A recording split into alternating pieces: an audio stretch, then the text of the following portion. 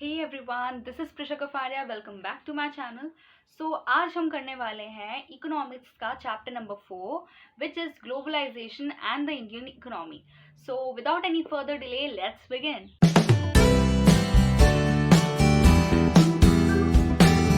तो सबसे पहले हम इस चैप्टर के नाम को अच्छे से समझ लेते हैं. What is the name of the chapter? Globalisation and the Indian economy. So what is globalisation? देखिए, आपने ट्रेड वर्ड तो सुना ही होगा. ट्रेड क्या होता है कि आप जैसे मार्केट में जाते हैं और आप कोई सी भी चीज़ वहाँ पर जो आप चाहते हैं वो खरीदते हैं, and then what you do, आप उसको अपने पास रख लेते हैं और in return you give money to the जो भी शॉपकीपर होता है उसको आप फिर मनी दे देते हैं, है ना. तो this is what we do, trade. अब ये जो ट्रेड है ना वो आप सिटी में करते हैं.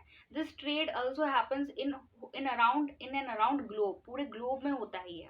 अलग अलग कंट्रीज के बीच में ये ट्रेड होता है ना. कि जैसे कहीं पर चीज़ें बनती हैं, कहीं पर चीज़ें सेल होती हैं, तो ये प्रोडक्शन प्रोसेस कहीं पर होता है, सेलिंग प्रोसेस कहीं पर होता है. सो दिस इज पूरी सारी कंट्रीज जो हैं वो एक दूसरे से इंटरकनेक्टेड है. कहीं से कोई चीज़ किसी कंट्री में आती है, हम अपनी कंट्री से कुछ चीज़ें भेजते हैं दूसरी कंट्रीज में सेल करने के लिए, है ना, अपना प्रोडक्शन इंक्रीज करने के लिए, अपनी इनकम इंक्रीज करने के लिए.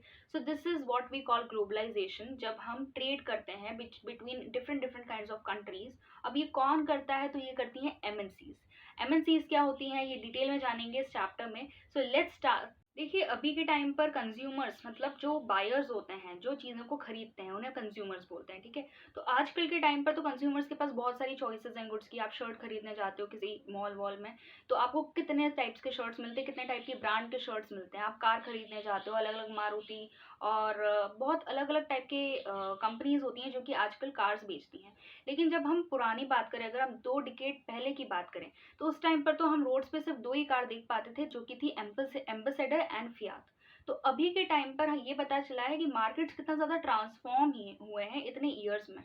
सो in a matter of years markets have transformed, है ना. पहले के टाइम पर सिर्फ 2 ही गाड़ियाँ दिखती थी रोड्स पे, लेकिन अभी के टाइम पर इतनी सारी कंपनीज की इतनी सारी गाड़ियाँ दिखती है, इतनी सारी शर्ट्स, इतनी सारी चीज़ें दिखती है. हर एक चीज़ बहुत ज़्यादा तादाद में, बहुत ज़्यादा चॉइस हमें मिलती है, कंज्यूमर्स को बहुत ज़्यादा चॉइस मिलती है.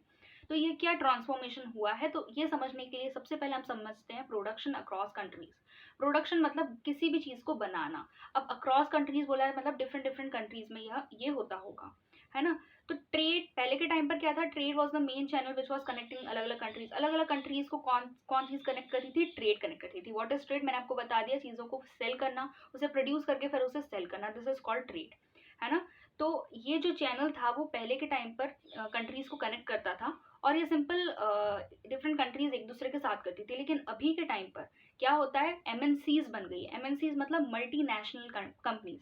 अब मल्टीनेशनल का मीनिंग क्या होता है? देखिए, मल्टी मतलब होता है मोर देन 2, है ना, या फिर मोर देन 1 भी बोल सकते हैं, उसे बोलते हैं मल्टी. नेशनल मतलब अलग अलग नेशंस, अलग अलग कंट्रीज. मल्टीनेशनल मतलब डिफरेंट कंट्रीज, है ना, मोर देन 1 कंट्री. और कॉरपोरेशन मतलब कंपनी. सो मल्टीनेशनल कॉरपोरेशन मतलब मोर देन 1 नेशन में कंपनीज होना. That is called multinational companies, है ना. जो नेम है it is self explanatory, so you don't need any definition for it. फिर भी डेफिनेशन दी है कि एक एमएनसी वो कंपनी होती है दैट ओन्स और controls production in more than 1 nation, ठीक है. उसे बोलते हैं हम एमएनसी. अब एमएनसी कहाँ ऑफिसेस सेटअप करती है? तो वो ऐसी जगह ऑफिसेस सेटअप करती है जहाँ पर उसे सारी चीज़ें बहुत कम पैसों में मिल जाती हैं, ताकि उसका ही प्रॉफिट हो जाए. तो क्या कैसे कहाँ सेटअप करती है? जहाँ चीप लेबर हो. लेबर मतलब क्या होता है? जितने भी लोग कर्मचारी काम करते हैं उन्हें लेबर बोलते हैं. तो चीप लेबर मतलब जो कम पैसे लें, है ना, जिन्हें सैलरी ज़्यादा देनी नहीं पड़े. तो वो लोगों को वो ढूंढते हैं, ऐसी रिसोर्सेज ढूंढते हैं जो कि कम पैसों में मैनेज की जा सके. ऐसी कंट्री ढूंढते हैं जहाँ पर, जैसे फॉर एग्जांपल इंडिया, चाइना, यहाँ पर पॉपुलेशन बहुत ज़्यादा है. तो वहाँ पर अगर वहाँ पर चीप लेबर है, क्योंकि लोग जो है वो कंपटीशन में है कि हमें काम मिलना चाहिए, हमें काम मिलना चाहिए. तो अगर कम पैसों में भी अगर उनको काम मिलता है तो वो ले लेते हैं वो काम, है ना. तो चाइना और इंडिया में ये सिचुएशन है. फिर यूरोप और वेस्टर्न यूरोप, ये जो जगह है वो मार्केट से बहुत क्लोज है, ठीक है. तो यहाँ पर वो सेलिंग करने का, जो जितनी भी एमएनसीज होती है ना, वो यहाँ पर सेलिंग करने का सोचती हैं. और अगर हम बात करें किसी कंट्री, जैसे कि इंडिया की ही बात कर लेते हैं हम, तो इंडिया में बहुत एजुकेटेड पीपल होते हैं, बहुत इंजीनियर्स इंडिया में है. सारे लोगों को आजकल इंजीनियर बनना है. ठीक है। तो बहुत सारे इंजीनियर्स हैं, दैट इज़ वाई यहाँ पर कॉल सेंटर्स लगाए जाते हैं कस्टमर केयर के लिए। तो एक एग्जाम्पल दिया है आपकी बुक में, ये सारी चीज़ें वहीं पर बेस्ड है कि एक एमएनसी है, उसने जो अपना प्रोडक्शन प्रोसेस है वो कहाँ पर करती है, वो अपना प्रोडक्शन प्रोसेस इंडिया चाइना में करती है, सॉरी चाइना में करती है। फिर आपके जो मैन्युफैक्चरिंग पार्ट्स है वो अमेरिका में बनते हैं, क्योंकि डिज़ाइनिंग वहाँ पर अमेरिका में बहुत अच्छी हो जाती है। और आपकी जो कस्टमर केयर कॉल सेंटर्स हैं वो इंडिया में हैं, और मार्केट्स पास में होते हैं यूरोप के, इसलिए वहाँ पर वो सेल करते हैं, वो एमएनसी के जो प्रोडक्ट्स हैं वहाँ पे सेल करते हैं। इस तरह से जो एमएनसी होती है वो 50 to 60% कॉस्ट सेविंग कर लेती है, और ये एडवांटेज होता है एमएनसीज के लिए, और उनको एवेंचुअली बहुत ज़्यादा प्रॉफिट मिलता है। अब हम बात करते हैं इंटरलिंकिंग प्रोडक्शन अक्रॉस कंट्रीज, किस तरह से प्रोडक्शन अलग अलग कंट्रीज में होता है। देखो, मनी जो कि foreign companies spend, foreign companies और एमएनसी सेम ही होता है ना। तो फॉरेन कंपनीज जो कि इन्वेस्ट करती है अपना मनी, है ना, उनको, क्योंकि मैंने आपको इंडस्ट्रियल लोकेशन के बारे में बताया था, है ना, इकोनॉमिक्स नहीं सॉरी इंडस्ट्रियल लोकेशन के बारे में मैंने आपको बताया था मैन्युफैक्चरिंग इंडस्ट्रीज में, वो वाले चैप्टर में बताया था। तो एमएनसीज भी वो जगह देखती हैं जहाँ पर उनको land, building, capital, government policies उनके फेवर में मिल जाए, ऐसी जगह वो देखती हैं, है ना। और जहाँ पर वो अपना मनी इन्वेस्ट करती हैं तो उसको क्या बोलेंगे, इन्वेस्टमेंट बोलेंगे। और फॉरेन कंपनीज इन्वेस्टमेंट करिए तो उसे बोलेंगे फॉरेन इन्वेस्टमेंट। तो वो फॉरेन इन्वेस्टमेंट करते हैं, तो investment made by MNCs is called foreign investment. MNCs जो होते हैं वो they exert a strong influence on production at these distant locations. तो अलग अलग लोकेशंस में वो किस तरह से एमएनसीज प्रोडक्शन सेटअप करते हैं, तो there are various steps by which MNC spread their production. They first of all interact with local producers. देखिए, बाहर से जैसे एक अमेरिकन एमएनसी ले लेते हैं, कोई अमेरिका की एमएनसी है जो कि इंडिया आती है। इंडिया में बहुत सारे लोकल प्रोड्यूसर्स मतलब होते हैं कि जो किसी डिस्ट्रिक्ट के अंदर, किसी सिटी के अंदर, जो कोर किसी एक जगह रीजन के अंदर जो प्रोड्यूसर्स होते हैं उनको बोलते हैं लोकल प्रोड्यूसर्स। तो लोकल प्रोड्यूसर्स को उनके एरिया की ज़्यादा समझ रहती है, तो एमएनसीज क्या करती है, लोकल प्रोड्यूसर से हाथ मिला लेती हैं, ठीक है। तो लोकल प्रोड्यूसर्स उन्हें रास्ते दिखाते जाते हैं कि आपको कहाँ कहाँ प्रोडक्शन करना चाहिए, कितने पैसे आपको कमा लेंगे आप। और इस तरह से एमएनसीज जो होती हैं वो लोकल कंपनीज का हाथ पकड़ पकड़ कर अपना प्रॉफिट कराते जाती हैं। तो एमएनसीज तो इस तरह से लोकल कंपनीज के द्वारा अपना प्रॉफिट करा देती है। लोकल कंपनीज को क्या एडवांटेज मिलता है, तो लोकल कंपनीज जो होती हैं, देखिए जो एमएनसीज होती हैं वो बाहर से आती है तो अपने साथ टेक्नोलॉजी और बहुत सारा मनी भी लाती हैं। तो लोकल कंपनीज इस टेक्नोलॉजी और मनी को यूज करके अपना प्रोडक्शन भी बढ़ाते हैं, लेकिन अल्टीमेटली सबसे ज्यादा प्रोडक्शन और प्रॉफिट जिसका ज्यादा होता है वो होती है एमएनसीज। तो पहला स्टेप तो ये हो गया कि वो पार्टनरशिप सेटअप कर देते हैं लोकल कंपनीज के साथ। दूसरा स्टेप हो गया कि वो लोकल कंपनीज को यूज करते हैं सप्लाईज के लिए, और कभी कभी तो पूरा ही खरीद लेते हैं, ठीक है। खरीद कैसे लेते हैं, जैसे पराग फूड नाम की एक American sorry sorry sorry very sorry Kargil foods नाम की एक अमेरिकन कंपनी थी, एमएनसी थी, जो कि इंडिया आके उसने पराग फूड नाम की एक इंडियन कंपनी थी, उसके ऊपर उसको पूरा का पूरा उसने ओन कर लिया, और अब वही एडिबल ऑयल की सबसे बड़ी प्रोड्यूसर है, ठीक है। तो इस तरह से या तो वो पूरी तरह उसको क्या कर लेते हैं, कब्जा कर लेते हैं, या फिर वो छोटे छोटे जो प्रोड्यूसर्स होते हैं ना उनसे अपना काम करवाते हैं, जैसे फुटवेयर्स, है ना, फिर गारमेंट्स जो होते हैं, फिर आपके जो फुटबॉल्स होती हैं वो ज़्यादातर स्मॉल प्रोड्यूसर्स बनाते हैं, स्मॉल प्रोड्यूसर्स बना के दे देते हैं एमएनसीज को, और एमएनसीज अपना ब्रांड नेम उसके ऊपर लगाकर फिर वो बेचती है, ठीक है, और बहुत ज़्यादा प्राइस पे बेचती है। मतलब वो स्मॉल प्रोड्यूसर्स को तो बहुत कम पैसे देती है, ये लो आप इतने 10 रुपये में बना दो और हमें दे दीजिए, और फिर हम उसको 100 रुपये में बेचेंगे। तो प्रॉफिट किसका ज़्यादा हुआ यार, प्रॉफिट तो एमएनसीज का ज़्यादा हुआ, और किसका लॉस हुआ, तो स्मॉल प्रोड्यूसर्स, लोकल प्रोड्यूसर्स का बहुत ज़्यादा लॉस हो गया। तो इस तरह से वो पार्टनरशिप सेटअप तो कर लेते हैं लोकल प्रोड्यूसर्स के साथ, लेकिन बहुत प्रॉफिट कमाते हैं, बहुत ज़्यादा एक्सप्लॉइट भी करते हैं लोकल कंपनीज को, है ना। और क्लोजली वो लोकल कंपनीज के साथ भी कम्पीट करते रहते हैं, क्योंकि by the own local companies भी तो थोड़ा थोड़ा ग्रो करती रहती हैं, तो उनके साथ भी कम्पीट करते हैं, है ना। तो मैंने आपको बता दिया किस तरह से एमएनसीज जो होती हैं वो मनी प्रोवाइड करती हैं लोकल कंपनीज को, और टेक्नोलॉजी भी प्रोवाइड करती है लोकल कंपनीज को। अब आता है foreign trade and integration of market. देखिए, फॉरेन ट्रेड यही होता है जो मैंने आपको बताया, है ना, ग्लोबलाइजेशन ही तो फॉरेन ट्रेड होता है। फॉरेन ट्रेड मतलब जो बाहर से कोई कंपनी आती है, और हमारी बाहर से कोई कंपनी आती है, फॉरेन से कोई कंपनी आती है और इंडिया में आके, हम हमारी कंट्री का बात करें तो इंडिया में आकर वो यहाँ पर क्या करती है, प्रोडक्शन करती है और वहाँ पर सेलिंग भी करती है। तो foreign trade creates an opportunity for the producers to reach beyond the market. अब इसके क्या एडवांटेजेस हैं, देखिए जो हमारे इंडिया के प्रोड्यूसर्स हैं वो इंडिया में ही प्रोड्यूस कर रहे हैं, इंडिया में ही सेल कर रहे हैं। लेकिन जब फॉरेन कंपनीज आ जाती हैं इंडिया में, तो अब वो क्या कर रहे हैं, कम्पीट कर सकते हैं फॉरेन कंपनी के प्रोड्यूसर्स के साथ, ठीक है। और इस तरह से वो सिर्फ यहाँ पर ही नहीं प्रोड्यूस करेंगे, फिर वो बाहर भी प्रोड्यूस कर सकते हैं कुछ चीज़, ठीक है। तो ग्लोबलाइजेशन का ये एक बहुत अच्छा प्लस पॉइंट है कि जो डोमेस्टिक प्रोड्यूसर्स हैं, वो अपनी चीज़ जो है वो खुद ही सिर्फ अपनी सिटी मार्केट में ही नहीं बाहर, है ना, अपनी कंट्री के बाउंड्रीज के बाहर भी वो सेल कर सकते हैं वो चीज़ को, और प्रॉफिट कमा सकते हैं, है ना। तो यही लिखा है, producers can sell their products not only in markets located with in the country but can also compete in the markets located in other countries in the world. Similarly buyers जो होते हैं, बायर्स को क्या advantage मिल जाता है, consumers को क्या advantage मिल जाता है, उनके पास बहुत सारी चॉइस मिल जाती है। मतलब यहाँ पर डोमेस्टिक मार्केट्स में तो बहुत सारी चॉइस मिल जाती है, फिर फॉरेन गुड्स भी आ जाते हैं तो बहुत ज़्यादा इमेंस चॉइस उनके पास हो जाती है। तो कुछ चीज़ सस्ती होती है, कुछ चीज़ महंगी होती है, सस्ती वाली चीज़ वो खरीद लेते हैं, तो उनके लिए तो एडवांटेज हो गया, है ना। तो इस तरह से फॉरेन ट्रेड जो होता है वो इस तरह से बहुत ज़्यादा एडवांटेजेस भी देता है, डिसएडवांटेज भी है, वो मैं बाद में बताऊंगी। यहाँ पर आ रही है बात इंटीग्रेशन ऑफ मार्केट की। अच्छा, इंटीग्रेशन ऑफ मार्केट क्या होता है? देखो, इंटीग्रेशन मार्केट क्या होता है? इंटीग्रेशन मतलब होता है कलेक्शन, है ना, मिल जाना, ठीक है, यूनिटी बोलते हैं ना। तो मार्केट का इंटीग्रेशन मतलब फॉरेन का मार्केट जो है वो इंडिया के मार्केट से कनेक्टेड है। कैसे कनेक्टेड है? बहुत माइल्स दूर है एक दूसरे से, लेकिन कनेक्टेड है। By what? Bye foreign trade, ठीक है। And that is why it has both advantages and disadvantages. सबसे पहले हम समझते हैं ग्लोबलाइजेशन क्या होता है। मैंने आपको समझा भी दिया था, बट यहाँ पर दिया है इसलिए मैं एक बार फिर से समझा रही हूँ। Globalisation is what the process of integration and interconnection of markets and countries के बीच में इंटरकनेक्शन, इंटीग्रेशन थ्रू ट्रेड के उससे, तो दैट इज कॉल्ड ग्लोबलाइजेशन। और इसमें एमएनसीज बहुत इंपॉर्टेंट रोल प्ले करती हैं। अब देखो, ज़्यादा से ज़्यादा गुड्स और सर्विसेज आएंगी तो इन्वेस्टमेंट्स और टेक्नोलॉजी जो होंगी, मतलब more and more goods and services, investments and technology, foreign trade, investment. इसके कारण क्या होता है, ग्लोबलाइजेशन के थ्रू क्या होता है, गुड्स जो होते हैं वो एक कंट्री से दूसरी कंट्री में आते जाते हैं। मैंने आपको, देखिए, इम्पोर्ट्स एक्सपोर्ट पता है आपको? इम्पोर्ट मतलब होता है जब दूसरी कंट्री से हमारी कंट्री में कोई चीज़ आती है तो उसे बोलते हैं इम्पोर्ट। चाइना से टॉयज इम्पोर्ट हुए, मतलब क्या हुआ, चाइना से टॉयज जो है वो इंडिया में आए। अब मैं बोलूंगी इंडिया से वीट एक्सपोर्ट हुआ। एक्सपोर्ट मतलब होता है हमारी कंट्री से किसी दूसरी कंट्री में वो चीज़ का जाना, ठीक है, दैट इज कॉल्ड एक्सपोर्ट, है ना। तो एक्सपोर्ट इम्पोर्ट समझ में आ गया। तो ये चीज़ है, उससे क्या होता है, गुड्स और सर्विसेज एक कंट्री से दूसरी कंट्री आती जाती रहती है। सिर्फ गुड्स और सर्विसेज नहीं, लोग भी होते हैं, फॉरेन कंट्री से लोग इंडिया में आते हैं, इंडिया से फॉरेन में लोग जाते हैं।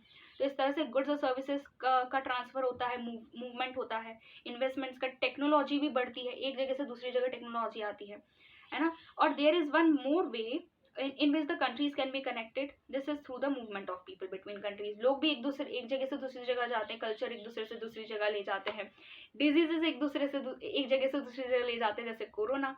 अब कुछ रिस्ट्रिक्शंस भी हैं जिसके कारण अभी जा नहीं सकते, बिकॉज लाइक कोरोना ओनली, कि कोरोना के कारण क्या होता है, कोविड-19 के कारण एक जगह से दूसरी जगह अभी कंट्रीज में जा नहीं पा रहे हैं, ठीक है। अभी तो बहुत चीज़ें, सिचुएशन जो है वो बहुत ज़्यादा इंप्रूव हो चुकी है, लेकिन पहले के टाइम पे 2020 में तो बिल्कुल नहीं जा पा रहे थे एक जगह से दूसरी जगह, जा भी रहे थे तो बहुत ज़्यादा अर्जेंसी में जा रहे थे। चलिए, ये तो बात अलग चीज़ होती है। अब ग्लोबलाइजेशन की चीज़ भी खत्म हो गई है। अब ग्लोबलाइजेशन को कौन से फैक्टर्स इनेबल करते हैं, है ना। टेक्नोलॉजी है एक तो, और एक होती है लिबरलाइजेशन, मतलब कौन सी चीज़ इसको बढ़ाती है, ग्लोबलाइजेशन को कौन सी चीज़ बढ़ाती है। देखिए, टेक्नोलॉजी अच्छी होगी, टेक्नोलॉजी में इंप्रूवमेंट होते रहेंगे, रैपिड इंप्रूवमेंट्स होते रहेंगे, तो ग्लोबलाइजेशन प्रोसेस भी बढ़ेगी, ग्लोबलाइजेशन प्रोसेस भी एनहेंस होगी, है ना। So this has made possible much faster delivery of goods. Technology अगर अच्छी होगी तो फास्टर डिलीवरी होगी ना एक जगह से दूसरी जगह। फॉर एग्जाम्पल, लेके एक एग्जाम्पल देती हूँ, जैसे कि अगर हम वाटर ट्रांसपोर्ट और एयर ट्रांसपोर्ट की बात करें, तो अपन ने पढ़ा है water transport is the cheapest transport, है ना। और पहले के टाइम पर पाइपलाइंस यूज किए जाते थे, है ना, किसको ट्रांसपोर्ट करने के लिए, वाटर मतलब पानी को एक जगह से दूसरी जगह ट्रांसपोर्ट करने के लिए पाइपलाइंस यूज किए जाते थे।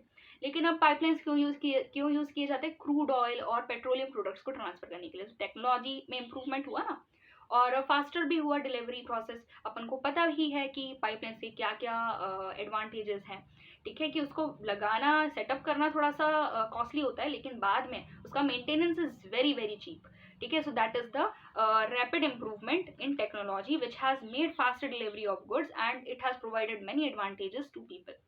ओके। अब इसी में आती है इंफॉर्मेशन कम्युनिकेशन टेक्नोलॉजी, जैसे टेलीकम्युनिकेशन आ जाता है, इंटरनेट आ जाता है, ये भी कितना ज़्यादा हेल्प करते हैं। इंटरनेट, आपको कोई सी भी इन्फॉर्मेशन ऑब्टेन करनी है, फटाफट गूगल पे जाओ, कोई चीज़ सर्च करो and you will get all information about it, है ना। टेलीकम्युनिकेशन, आप एक जगह पे बैठकर किसी बहुत दूर इंसान से भी बात कर सकते हो थ्रू टेलीफोन्स। टेलीविजन पे आपको सारी चीज़ें दिख जाती हैं, सारी चीज़ें, न्यूज़, सारे चैनल्स, आपको सारे सीरियल्स आप देख पाते हो।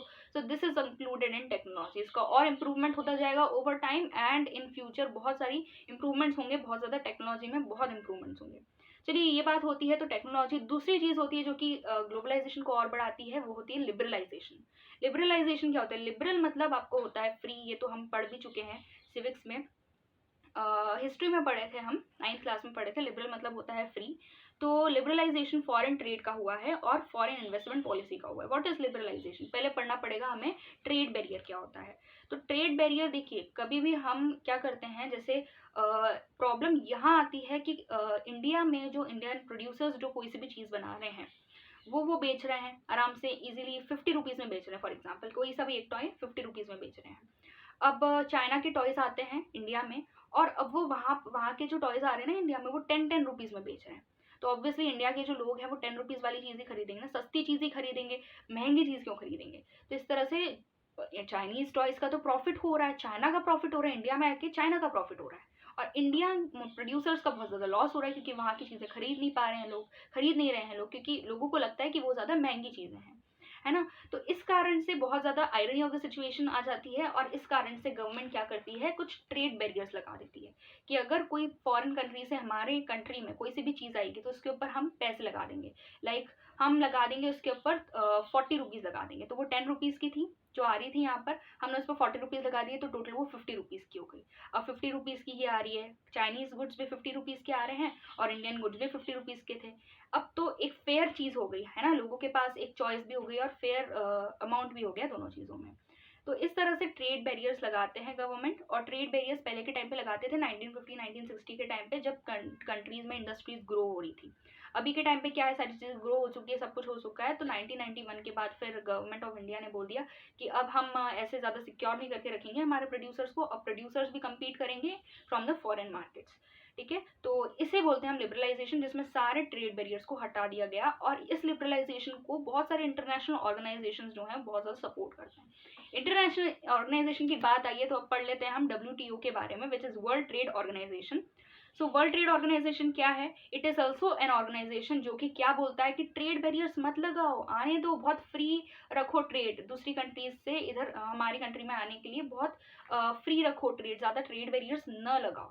अब ये WTO किसने बनाया? तो डेवलप्ड कंट्रीज ने ये बनाया, जो कंट्री पहले से ही डेवलप हो चुकी थी जैसे अमेरिका, इन कंट्रीज ने बनाया है ये WTO। और अभी के टाइम पे 164 कंट्रीज जो हैं वो इसकी मेंबर बन चुकी हैं WTO की, और इसका यही एक एम है कि वो इंटरनेशनल जो ट्रेड है उसको क्या करना चाहता है, बहुत फ्री करना चाहता है। It does not want any trade barriers between them. तो यही था WTO जो कि बहुत सपोर्ट करता है। अगर कोई सा भी ऐसा पॉलिसी बनता है कि लिबरलाइजेशन का पॉलिसी बनता है तो ये लिबरलाइजेशन को बहुत सपोर्ट करता है। अब आती है impact of globalisation on India. Impact क्या है ग्लोबलाइजेशन का इंडिया पे? तो कुछ नेगेटिव इम्पैक्ट्स और कुछ पॉजिटिव इम्पैक्ट्स। देखिए, कंज्यूमर्स के ऊपर तो ज़्यादातर पॉजिटिव इम्पैक्ट्स हुए, उनको बहुत ज़्यादा ग्रेटर चॉइस ऑफ गुड्स मिल चुके हैं, अब क्वालिटी इंप्रूव होती है जब प्राइस बढ़ने लगता है ना। तो ये कंज्यूमर्स के लिए हुआ है। अब जो वर्कर्स के ऊपर और प्रोड्यूसर्स के ऊपर, स्मॉल प्रोड्यूसर्स और स्मॉल वर्कर्स पे हुआ है, that is a little bit not uniform नहीं है उनके लिए। लेकिन अगर हम बात करें बड़ी बड़ी MNC, तो जो लोकल कंपनीज है ना उनको बहुत सारे एडवांटेजेस मिले। फॉर एग्जांपल पहला एडवांटेज मिला है कि लोकल कंपनीज जो है वो टेक्नोलॉजी का बहुत अच्छा यूज़ करके अपने आप को ग्रो कर चुकी हैं, बहुत ज़्यादा अच्छा खासा ग्रो कर चुकी है, प्रोडक्शन उनका बढ़ चुका है। So this is an advantage. दूसरा एडवांटेज ये है कि बहुत सारी इंडिया की जो कंपनीज थी, जो कि स्मॉल स्मॉल कंपनीज थी, अब जाकर वो बहुत बड़ी बड़ी MNC खुद बन चुकी हैं। जैसे कि अगर एग्जाम्पल देखें तो टाटा मोटर्स, इन्फोसिस, रैनबैक्सी, सुंदरम फास्टनर्स और एशियन पेंट्स, इस तरह की जो कंपनीज थी, पहले टाइम पे छोटी छोटी कंपनीज थी, लेकिन अभी के टाइम पे भी खुद बड़ी बड़ी MNCs बन चुकी हैं और दूसरी कंट्रीज में जाकर अपना प्रोडक्शन बढ़ा रही हैं, है ना। IT सेक्टर से भी जो भी सर्विसेज दी जाती हैं उसमें भी ग्लोबलाइजेशन का बहुत बड़ा एडवांटेज मिला है। अब मैंने आपको बताया कि वर्कर्स और प्रोड्यूसर्स के अमंग, छोटे छोटे वर्कर्स और प्रोड्यूसर्स के लिए यूनिफॉर्म नहीं रहा है ग्लोबलाइजेशन का इम्पैक्ट। कैसे यूनिफॉर्म नहीं रहा है? देखिए ग्लोबलाइजेशन में क्या होता है, कंपटीशन की जाती है। कंपटीशन में जो छोटे छोटे प्रोड्यूसर्स, छोटे छोटे वर्कर्स होते हैं, वो compete नहीं कर पाते हैं, हार जाते हैं, है ना। इतना ज़्यादा उनके पास पैसे भी नहीं होते हैं, तो मतलब बहुत ज़्यादा they are hardly hit due to this globalisation. कुछ कुछ लोगों ने तो अपनी यूनिट्स भी शट डाउन कर चुके थे। अगर हम वर्कर्स की बात करें तो ये गवर्नमेंट ने बोल दिया था कि आप लेबर लॉज जो है ना उनको फ्लेक्सिबिलिटी दे दी थी, ठीक है। मतलब एमएनसीज के जो ओनर्स हैं उनको फ्लेक्सिबिलिटी दे दी थी कि हाँ अब लेबर लॉज जो हैं दे आर फ्लेक्सिबल। इसका मतलब क्या हुआ, लेबर लॉज मतलब क्या हुआ? देखिए जो लेबरर्स आते हैं ना, जो काम करने वाले आते हैं, कर्मचारी जो आते हैं, उनकी उनसे रिलेटेड कुछ लॉज है ना। जैसे वर्किंग कंडीशंस जो हो गई कि आप कितने घंटे काम करेंगे, 8 से 9 घंटे। जैसे कि ओनर्स अब डिसाइड करने लग गए, गवर्नमेंट ने तो बोल दिया कि आप अपने हिसाब से डिसाइड कर लीजिए, आपको आप फ्लेक्सिबिलिटी है लेबर लॉज में, आप जितना चाहें लेबर लॉज को बढ़ा सकते हैं, कम कर सकते हैं, फ्लेक्सिबिलिटी है। तो अब ओनर्स पे डिपेंड करता है वो कितने घंटे काम कराना चाहते हैं, और अगर वो चाहें तो वो निकाल भी सकते हैं उनको कि हाँ हमारा काम हो गया है, हमें और सैलरी तुमको नहीं देनी, तुम जाओ यहाँ से। तो इस तरह से अनऑर्गेनाइज सेक्टर भी बन गया धीरे धीरे। तो इस तरह से वर्कर्स जो थे, globalisation does not give fair share of benefits to workers, fair share benefits नहीं दिया वर्कर्स को। और यही था impact of globalisation. Impact of globalisation इस तरह पॉजिटिव नेगेटिव दोनों ही था। कंज्यूमर्स को तो पॉजिटिव मिला और वर्कर्स और स्मॉल प्रोड्यूसर्स को नेगेटिव मिला, और हमारे इंडिया की जो लोकल कंपनीज थी उनको भी पॉजिटिव इम्पैक्ट, उनके ऊपर भी पॉजिटिव इम्पैक्ट हुआ। अब देखिए ऐसा तो हो नहीं सकता कि सिर्फ हम पॉजिटिव पॉजिटिव चीज़ें देखें, नेगेटिव चीज़ों को हम ठीक ही ना करें। ऐसा नहीं है, क्योंकि ग्लोबलाइजेशन एक ऐसी चीज़ है जो कि फ्यूचर में भी कंटिन्यू करेगी, और हम नहीं चाहते कि हमारे कंट्री के जो प्रोड्यूसर्स हैं, जो वर्कर्स हैं, उनको ज़्यादा सफ़र करना पड़े। तो उसके लिए हमें क्या करना पड़ेगा, हमें स्ट्रगल करना पड़ेगा कि ग्लोबलाइजेशन फेयर हो। फेयर मतलब सब लोगों के लिए इक्वल हो, किसी के लिए एडवांटेजेस, किसी के लिए डिसएडवांटेजेस नहीं हो, सबके लिए एडवांटेजेस हो, सबके लिए अच्छा हो, पॉजिटिव हो। तो इसके लिए गवर्नमेंट को कुछ स्टेप्स लेने चाहिए जो कि यहाँ पर सजेस्ट किए गए हैं। पहला स्टेप क्या है कि जो लेबर लॉज है ना उनको इंश्योर करना चाहिए कि दे आर इम्प्लीमेंटेड प्रॉपरली, उनको फ्लेक्सिबिलिटी हटा देनी चाहिए उनकी, है ना, ताकि वर्कर्स को उनके राइट्स मिल सके, वर्कर्स जो हैं उनको उनके रोजमर्रा की जिंदगी बहुत ईजिली चल सके, कम से कम 2 टाइम का खाना तो वो पेट भर के खा सके, है ना, रात को भूखे ना सोए। दूसरी चीज़ है it can support small producers to improve their performance. ये जो है वो सपोर्ट करता है स्मॉल प्रोड्यूसर्स को कि वो अपना इम्प्रूव कर सके परफॉर्मेंस। स्मॉल प्रोड्यूसर्स जो होते हैं कम्पीट नहीं कर पाते हैं, तो इसके कारण गवर्नमेंट को थोड़ा सा उनको एंकरेज करना चाहिए, कुछ ऐसी पॉलिसीज बनानी चाहिए जिससे कि स्मॉल प्रोड्यूसर्स को इम्प्रूव कर सके उनका परफॉर्मेंस। तीसरी है अगर नेसेसरी हो तो फिर गवर्नमेंट जो है they can use trade and investment barriers. कभी कभी अगर स्मॉल प्रोड्यूसर्स को बचाना है तो ऐसा नहीं है कि आपने एकदम बोल ही दिया कि आप ट्रेड बैरियर्स कभी नहीं लगाएंगे, नहीं, आपको ट्रेड बैरियर्स लगा लेने चाहिए अगर ज़्यादा ज़रूरी होती है तो। It can negotiate with the WTO for fair rules. WTO से बोल देना चाहिए, क्योंकि एक चीज़ आयरनी ये भी है डब्ल्यूटीओ की कि कुछ डेवलप्ड कंट्रीज ने रिटेन कर रखा है क्या, फॉरेन जो आपके ट्रेड बैरियर्स होते हैं ना वो रिटेन करके रखा है। डब्ल्यूटीओ क्या बोलता है कि आपको सारे फॉरेन फॉरेन बैरियर्स हटा देने चाहिए, तो वो उसको बोलना चाहिए ना डेवलप्ड कंट्रीज को कि आप भी हटाइए। आप वो सिर्फ डेवलपिंग कंट्रीज को बोलता है कि आपको हटाना है ट्रेड बैरियर्स, वो डेवलप्ड कंट्रीज को नहीं बोलता। तो इसलिए गवर्नमेंट को नेगोशिएट करना चाहिए, बातचीत करनी चाहिए डब्ल्यूटीओ के साथ कि आप फेयर रूल्स बनाओ, आप डेवलप्ड और डेवलपिंग के लिए फेयर रूल्स बनाओ। पांचवा है it can also align with other developing countries with similar interest to fight with the domination of developed countries in the WTO. अभी जैसा मैंने बताया कि डब्ल्यूटीओ में डेवलप्ड कंट्रीज जो होती हैं वो डब्ल्यूटीओ जो है वो डेवलप्ड कंट्रीज को नहीं कुछ बोल रहा है, जबकि उन्होंने ट्रेड बैरियर्स लगा के रखे हैं। तो इसलिए अलग अलग डेवलपिंग कंट्रीज को मिल जाना चाहिए और फिर डब्ल्यूटीओ से नेगोशिएट करना चाहिए कि इस तरह के रूल्स वो नहीं बनाए, रूल्स जो है वो फेयर करें। Okay, so this was all for this chapter. We have completed it very nicely, है ना। मैंने आपको हर एक चीज़ को बहुत डिटेल में समझाया है, एंड आई होप आपको हर एक टॉपिक बहुत अच्छे से क्लियर हो गया हो। आप चैप्टर को पढ़िए तो आपको हर एक चीज़ लाइन बाय लाइन वहाँ पर मिल जाएगी, ठीक है। फिर भी अगर कोई डाउट हो तो you are free to ask in the comment section below. To encourage me please like, share and subscribe to the channel, also hit the bell icon for all the notifications and updates. So till then, stay connected, stay safe. Bye everyone.